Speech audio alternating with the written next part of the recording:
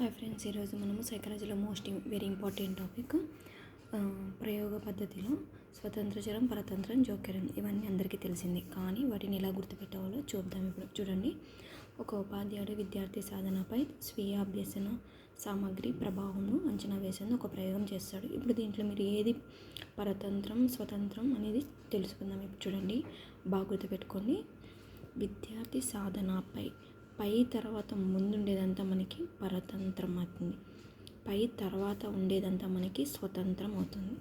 Next దాంట్లో చూడండి, విద్యార్థి చురుకుదనంపై పైకి ముందుండేదంతా పరతంత్రం, పై తర్వాత ఉండేది గ్లూకోజ్, ఇది ఏమవుతుంది మనకి స్వతంత్రం. ఈ విధంగా అనమాట. నెక్స్ట్ లాస్ట్ వన్ చూస్తే, ఒక ఉపాధ్యాయుడు విద్యార్థుల సాధనపై కంప్యూటర్ అభ్యాసం చేయడం, కానీ కంప్యూటర్ వైరస్ కారణంగా పనిచేయలేదు. అంటే చూడండి, పైకి ముందుండేదేమి పరతంత్రం, పైకి తర్వాత ఏమి స్వతంత్రం, తర్వాత అధికంగా వచ్చింటుంది అంటే వైరస్.